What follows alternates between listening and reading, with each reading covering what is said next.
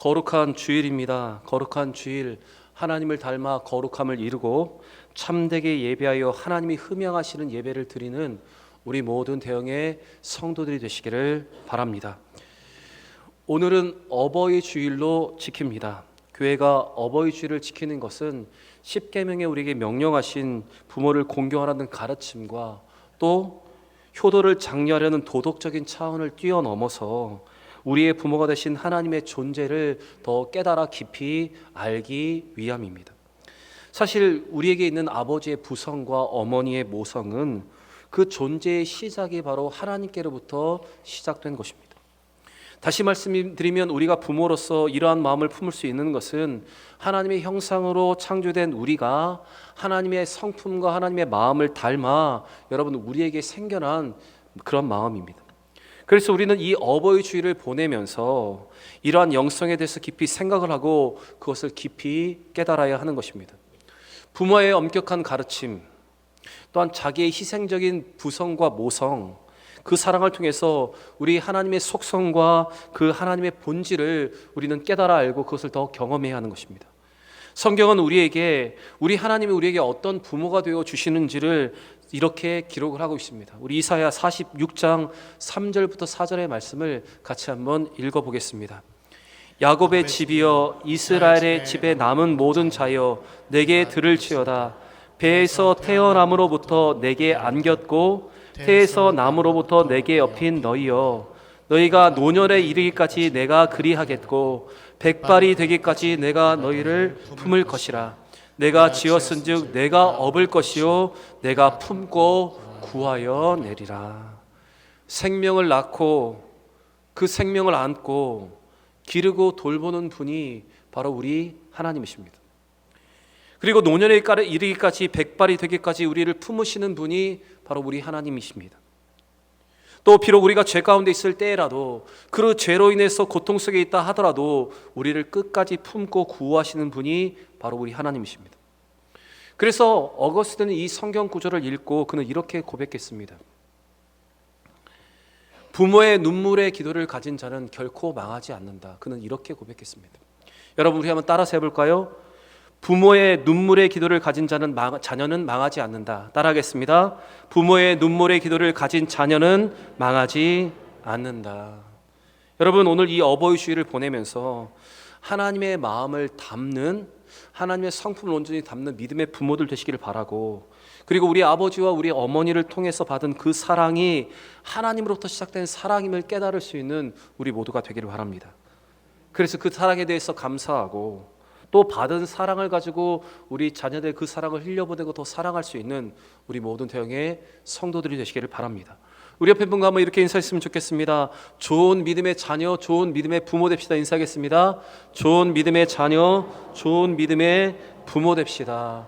오늘 어버이 주일을 보내면서 부모의 사랑을 기억하는 좋은 자녀, 또 하나님께 받은 그 사랑으로서 사랑하는 우리 자녀들을 사랑하는 좋은 믿음의 부모가 되시기를 주의 이름으로 간절히 부탁드립니다. 이스라엘 백성들은 하나님이 주신 젖과 꿀이 흐르는 가나안 땅에서 들어가서 하나님과 맺은 언약을 잊고 이방 우상들을 섬겼습니다. 그들은 하나님이 명령하신 이방인들과의 통혼 금지 명령을 어기고 그들과 통혼하기까지 했습니다. 그 결과 엄청난 배교가 일어났고 이제 하나님은 그들 가운데 남겨두신 이방 나라를 통하여서 지금 이스라엘을 징계하십니다. 그러나 그 징계 가운데서도 우리 아버지 하나님의 사랑은 여전하여서 계속 그들 가운데 흐르고 있었습니다. 하나님은 회개하며 돌아오는 이스라엘 백성들에게 사사를 보내셔서 그들을 구원하여 주십니다. 오늘 본문에는 이스라엘의 구원을 위해서 보내신 사사들의 이야기가 나옵니다. 그 사사들을 통한 하나님의 사랑과 그 구원의 내용이 기록되어 있습니다. 오늘 이 말씀을 통해서 우리의 부모 되시고 우리를 사랑하신 그 하나님의 마음과 그 사랑을 깨닫는 우리 모두가 되기를 바랍니다. 이스라엘 백성들은 하나님을 떠나 이방인들과 통혼하고 바알들과 아세라들을 섬겼습니다. 그때 하나님은 진노하셨고 그들을 메소포타미아 왕 구산 리사다임의 손에 파셨습니다. 그래서 이스라엘 백성들은 이 구산 리사다임의 폭정 아래 8년 동안 고통을 받게 되었습니다. 창세기 12장 1절부터 4절 말씀을 보시면 이 메소포타미아는 아브라함이 떠나왔던 곳입니다. 그런데 이제 그들이 이스라엘 백성에게 8년이나 압제를 하게 된 것입니다. 그들은 애굽에서 그러했던 것처럼 바로 이 메소포타미아, 이 구산 리사다임의 손에 거의 노예와 같은 삶을 살아가고 있었습니다. 우리 7절과 8절의 말씀을 같이 한번 읽어보겠습니다. 7절과 8절입니다. 이스라엘 자손이 여호와의 목전에 악을 행하여 자기들의 하나님 여호와를 잊어버리고 바알들과 아세라들을 섬긴지라. 여호와께서 이스라엘에게 진노하사 그들을 메소포타미아 왕 구산 리사다임의 손에 파셨으므로 이스라엘 자손이 구산 리사다임을 8년 동안 섬겼더니, 여기서 나오는 메소포타미아의 왕 구산 리사다임의 이름에서 여기서 리사다임이라는 뜻은 2배로 악한 사람이란 뜻입니다. 그 이름에서 느껴지듯이 이 구산 리사다임의 폭정이 얼마나 심각했는지를 우리에게 잘 보여주고 있습니다. 그런데 이와 같은 고통은 7절의 말씀처럼 이스라엘이 여호와를 잊어버리고 바알들과 아세라를 섬긴 까닭 때문이었습니다. 이러한 고통 속에서 이스라엘 백성들은 하나님께 부르짖습니다. 여러분,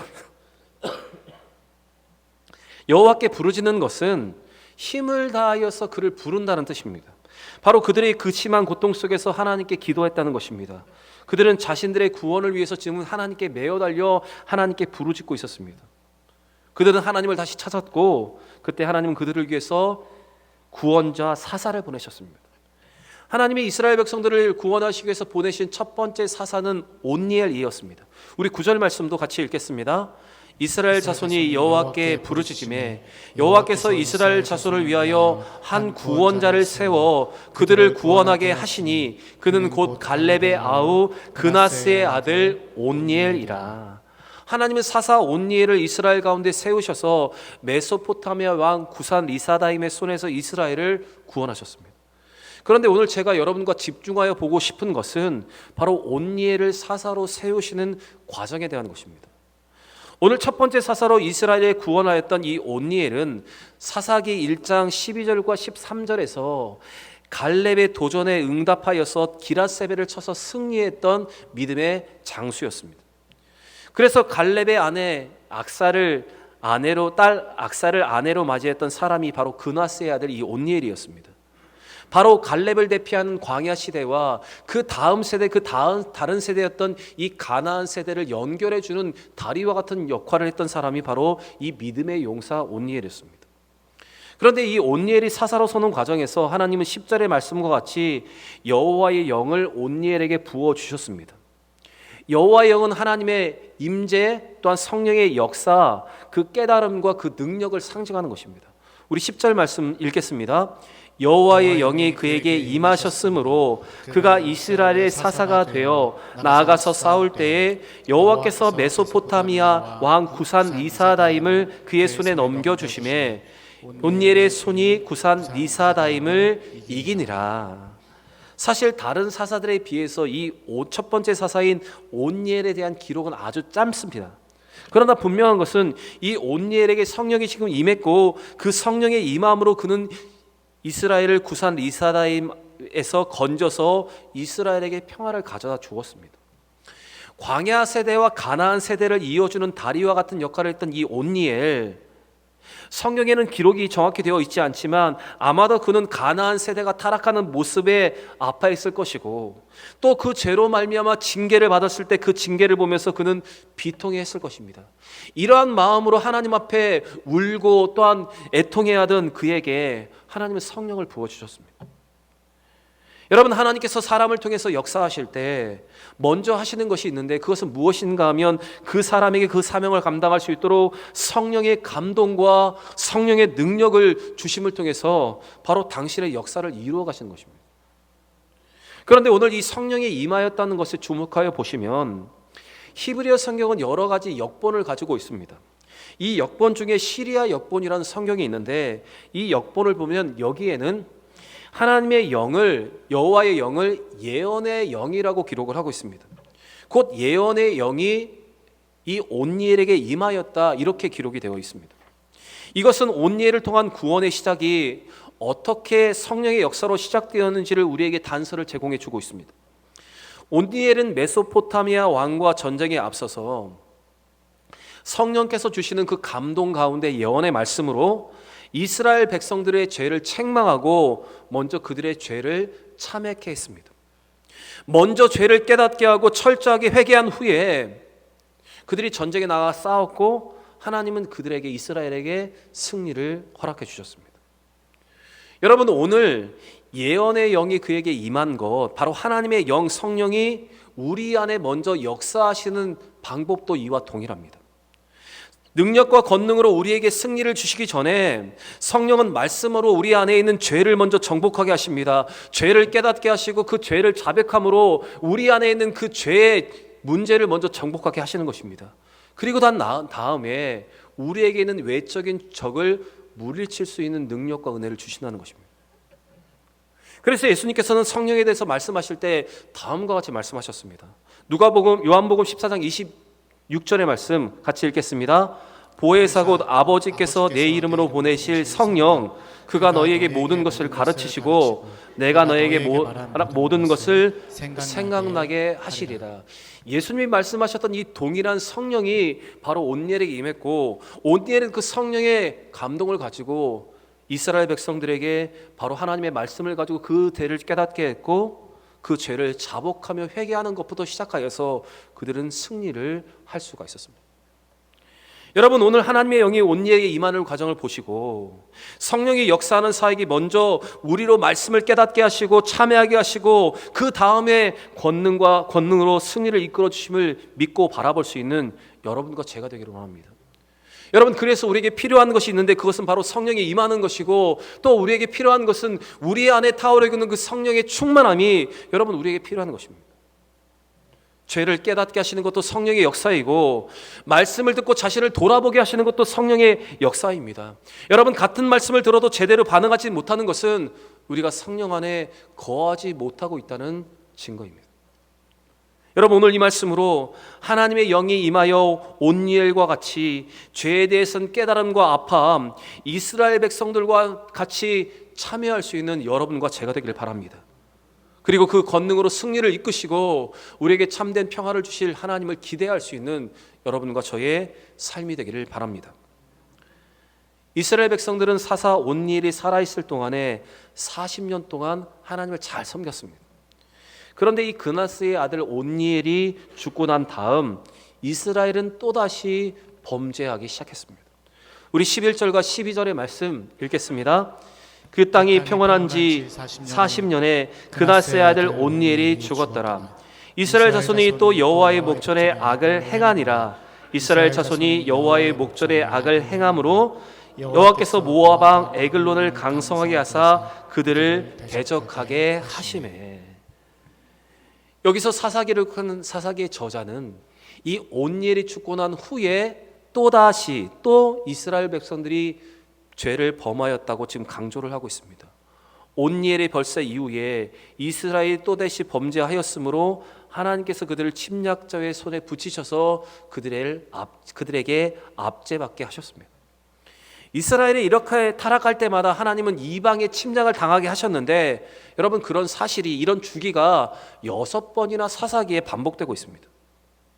그래서 이스라엘의 여호와 목전에 또 악을 행하니라, 이 말이 여러분 5번이나 기록이 되어 있습니다. 여러분, 이스라엘은 또다시 전철을 밟아 여호와 앞에 악행을 행했습니다. 이와 같이 다시 범죄를 저지르게 된 것은 여러분, 인간의 본성이 얼마나 죄로 물들기 쉬운가를 우리에게 잘 보여주고 있습니다. 반복되는 죄, 여전히 죄로 빨리 달려가는 우리의 본성이 어떤 것인가를 여러분 지금 우리에게 보여주고 있는 것입니다. 로마서 3장에서 바울은 인간의 죄성과 인간의 본성에 대해서 이렇게 말을 하고 있습니다. 우리 같이 한번 읽어보겠습니다. 기록된 바 의인은 없나니 하나도 없으며 깨닫는 자도 없고 하나님을 찾는 자도 없고 다 치우쳐 함께 무익하게 되고 선을 행하는 자는 없나니 하나도 없도다. 여러분, 만약 우리에게도 이 이스라엘 백성들처럼 반복되는 죄의 문제가 있고 죄의 반복의 사이클이 우리 가운데 있다면, 여러분, 우리는 이 말씀을 통해서 우리의 본성이 어떤 것인가를 잘 깨닫고 이 본성과 이 죄성을 제어할 수 있는 비결이 하나님과 동행해야 함을 여러분 깨달을 수 있는 여러분과 제가 되기를 원합니다. 그 말씀 앞에 우리의 연약함을 발견하고 우리의 마음과 삶에 더러운 것이 차지 않도록 하나님의 말씀과 기도로 채우고 믿음의 삶을 우리는 가득 채워야 하는 것입니다. 여러분, 우리 하나님과 그 말씀을 떠나면 우리도 곧바로 죄에 빠질 수 있음을 기억하면서 여러분, 우리의 삶을 잘 절제할 수 있는 여러분과 저의 삶이 되기를 원합니다. 이제 범죄한 이스라엘 백성들은 또다시 모압 왕 에글론의 침략을 받아서 18년 동안이나 그에게 조공을 바치며 사는 신세로 전락하고 말았습니다. 이때 이스라엘 구원을 위해서 세움받은 사사가 바로 에훗입니다. 우리 15절 말씀 같이 읽어보겠습니다. 이스라엘 자손이 여호와께 부르짖으매 여호와께서 그들을 위하여 한 구원자를 세우셨으니 그는 곧 베냐민 사람 게라의 아들 왼손잡이 에훗이라. 첫 번째 사사 온니엘은 장자 지파 유다 지파에서 나왔지만 두 번째 사사였던 이 에훗은 이스라엘의 가장 연약한 지파, 가장 작은 지파 베냐민 지파 출신이었습니다. 또 두 번째 사사 이 에훗은 왼손잡이라고 지금 기록이 되어 있습니다. 이 표현을 봤을 때 그는 어렸을 때부터 오른손을 사용하지 않으므로 오른손을 사용하는 데 익숙하지 않은 사람이란 표현이 바로 이 왼손잡이입니다. 바로 이 에훗에게는 신체적인 약점이 여러분 있었다는 것입니다. 이 왼손잡이라는 표현을 히브리 원어로 직역하면 오른손에 장애가 있는 자라는 뜻입니다.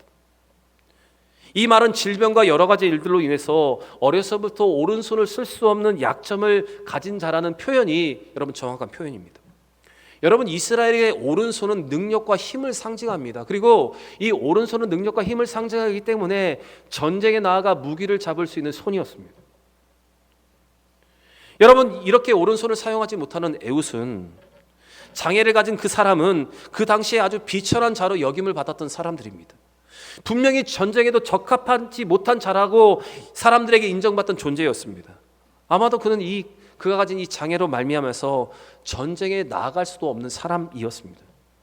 하지만 하나님은 가장 연약한 지파에서 장애를 가진 가장 이 연약한 왼손잡이를 택하셔서 당신의 오른손을 사용을 하셨습니다. 여러분, 우리는 오늘 이 말씀에서 영적 전쟁에서 승리를 주는 것은 칼과 창을 잡을 수 있는 인간의 오른손이 아니라 하나님의 오른손이 그 전쟁에서 승리를 주신다는 것을 우리는 다시 한번 깨달아 알아야 합니다. 그래서 시편 기자는 시편 44편 3절에서 이렇게 고백합니다.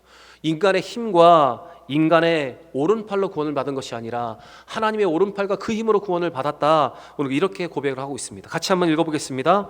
그들이 자기 칼로 땅을 얻어 차지함이 아니요 그들의 팔이 그들을 구원함도 아니라 오직 주의 팔과 주의 얼굴빛으로 하셨으니 주께서 그들을 기뻐하신 까닭이니이다.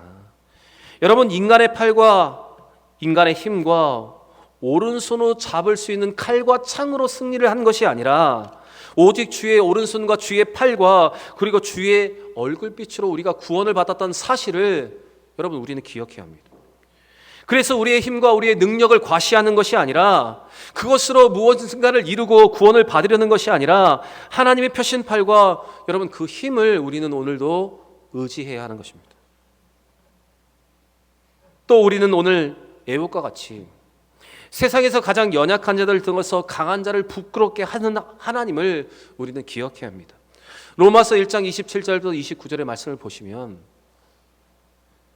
고린도전서 1장 27절부터 29절의 말씀을 보시면 사도 바울은 이렇게 고백을 하고 있습니다. 같이 한번 읽어보겠습니다. 그러나 세상에 미련한 것들을 택하사 지혜 있는 자들을 부끄럽게 하려 하시고 세상에 약한 것들을 택하사 강한 것들을 부끄럽게 하려 하시며 세상에 천한 것들과 멸시받는 것들과 없는 것들을 택하사 있는 것들을 폐하려 하시나니 이는 아무 육체도 하나님 앞에서 자랑하지 못하게 하려 하심이라. 여러분, 우리 하나님은 우리의 능력과 또는 우리의 배경 등에 의존해서 사람을 선택하지 않으십니다. 오직 주권적인 선택 안에서 사람을 선택하셔서 그 사람을 통해서 하나님의 일을 이루어 가십니다. 그렇기 때문에 하나님께서 선택하시면 아무리 장애를 가진 사람이라 하더라도 아무리 비천한 사람이고 연약한 사람이라 하더라도 여러분 하나님의 도구와 하나님의 능력의 도구가 될 수 있는 것입니다. 왜 하나님께서 이렇게 하시냐면 바로 인간이 자기의 육체를 자랑하지 못하게 하려 하심이라 성경은 우리에게 말하고 있습니다. 여러분, 하나님은 비천한 목동 출신이었던 다윗을 사용하셔서 당신의 왕국을 이루어 가셨습니다. 예수님은 비천한 어부들이었던 제자들을 삼으시고 손가락질 받던 세리들을 제자로 삼으셔서 당신의 복음을 이 땅에 전하게 하셨습니다. 또 우리가 잘 알고 있는 호주의 닉 부이치치와 같은 사람, 또한 스웨덴의 이 레나 마리와 같은 사람은 비록 장애를 가진 사람이지만 하나님을 찬양하고 하나님을 전하는 삶을 여러분 살게 하셨습니다. 여러분, 중요한 것은 우리의 능력과 우리의 배경과 우리의 오른손이 아니라 하나님의 주권과 하나님의 선택이 중요하고 그 하나님의 힘과 그 오른손이 중요하다는 사실을 우리는 잊지 않아야 합니다. 그렇게 우리도 언제나 하나님의 거룩한 도구, 거룩한 통로가 될 수 있다는 사실을 믿고 우리를 사용하실 하나님을 기대할 수 있는 여러분과 제가 되기를 원합니다. 그리고 하나님이 우리의 연약함 속에서도 그래도 우리에게 주신 달란트가 있다면 여러분, 그 연약함 속에서 주신 그 도구를 가지고 하나님을 찬양할 수 있는 삶, 복음을 전할 수 있는 삶을 살아가는 여러분과 제가 되기를 원합니다. 사랑하는 여러분, 우리 하나님은 성령을 통해서 우리의 마음을 감동하시고 예언의 영을 통해서 하나님 말씀을 깨달아 먼저 우리의 죄를 자복하게 하십니다. 그 다음에 하나님의 강한 능력과 강한 팔로 우리를 승리로 이끄십니다. 먼저 이 시간 성령이 우리의 교만한 마음의 문을 두드리실 때 여러분, 우리의 마음의 문을 여시고 말씀 가운데 우리의 삶을 비추어보면서 하나님 앞에 자복하며 통회할 것을 통회함으로 그 성령의 강한 역사 가운데 반응할 수 있는 여러분과 제가 되기를 원합니다. 내면의 변화가 있고 내면의 죄의 문제, 내면의 적을 물리치는 우리에게 우리의 모든 외적인 적들을 물리치시고 하나님의 능력과 은혜를 공급하실 줄 믿습니다. 또 왼손잡이 에웃을 선택하시고 사용하셔서 당신의 일을 이루신 하나님을 바라보시면서 연약한 자들을 들어서 강한 자를 부끄럽게 하시는 그 하나님을 신뢰할 수 있는 우리 모두가 되기를 원합니다. 오늘 우리에게 주신 이 말씀으로 마음의 문을 여시는 성령의 역사와 연약한 자를 들어 사용하시는 하나님의 섭리와 주권을 인정하며 오늘도 하나님과 동행하며 그 하나님과 동행하여 그 하나님의 은혜와 능력을 다 누리는 우리 모든 대형의 성도들이 되시기를 우리 주 예수의 이름으로 간절히 축원합니다.